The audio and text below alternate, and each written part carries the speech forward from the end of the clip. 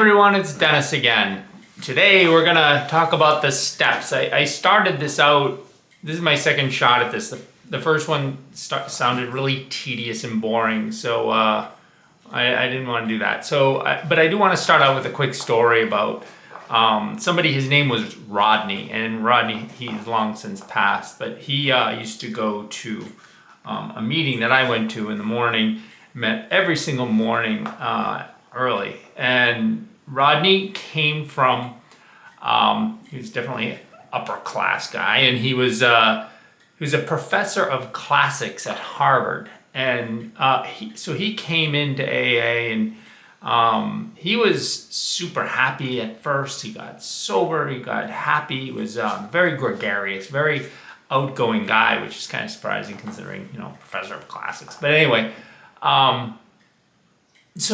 but every once a week we had a meeting. It was a step meeting, and it wasn't you did the step, you just reviewed the step. We would read it and would talk about it. And so Rodney would, at first he seemed a little uncomfortable when we were talking about the steps, but he was okay. And then as we got deeper into them, he got very uncomfortable. And this man turned from being very gregarious and happy and joyful and everything to very serious and actually quite emotional. And he came out right out and said, I am not doing this. I cannot do this. I cannot bear to do this. Which is fine. These are not requirements. Everything there are suggestions. The 12 steps are certainly a suggestion. They're not for everyone, okay? You'll hear some people though say, it is the essential part of your sobriety, and okay, well maybe for them it is, and I know people that say that, and it is the way they get through life is by the steps helping them along the way, which is fine. That's the whole point of the steps, is to help you with sobriety. I am going to tell you a few truths though about the steps. The steps never did a thing for me about cravings. If I had a craving, no step helped me.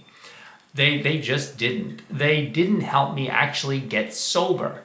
They did not. It took a lot of pain and effort and support to get me through those early days. I'm going to tell you something else that was the best advice that I got. Some people say you jump into them immediately, and the original people did do that. They jump right into the steps.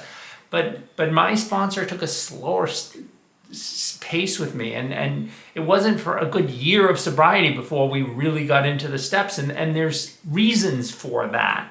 You need to heal before you can start looking at this stuff. And just so you know, you go into a meeting and you see these 12 steps and you're like, jeepers, I know this is what I said. What the heck does this have to do with what I'm trying to go through? I'm trying to get sober. What are you doing with all this stuff? I don't need all that stuff. And truly, I didn't need all that stuff. There were a couple of things that I found really helpful, but really, the 6th and 7th step, what are you talking about? I'm just trying to get through the day. And so please keep them in perspective.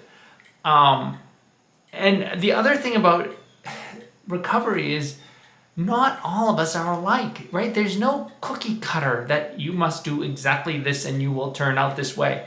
We're all different, and we have different needs and different capabilities. And truly, there are some things that that just doesn't agree with you, and it's not going to work for you. Right? So you can't pound these things into you, because actually the effect will be bad. Lots of times, well, not lots of times, but sometimes people may go out drinking just because they cannot deal with looking at those things in them or what they've done. And that's what the steps do. They reconcile you with the past, and they put forward a future, right? Which sounds great, but it's super painful for some people. It wasn't super painful for me. It wasn't great. I mean, there's some really uncomfortable parts of it, but seriously, there are some people who just cannot deal with it, and other people who are welcoming to reconcile these things, right? And it helped me with certain relationships and things that I sort of would not have been able to do without the steps, guiding me along and showing me when to do it.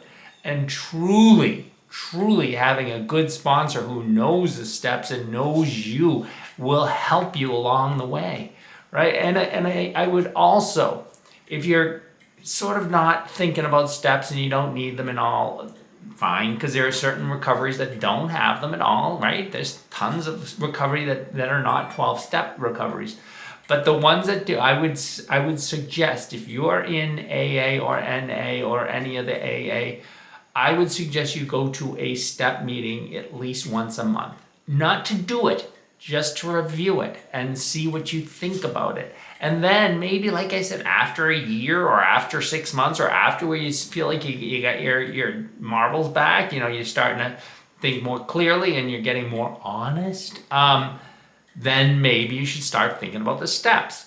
So, I like I said, I'm trying to keep this as light as I can here without going into them.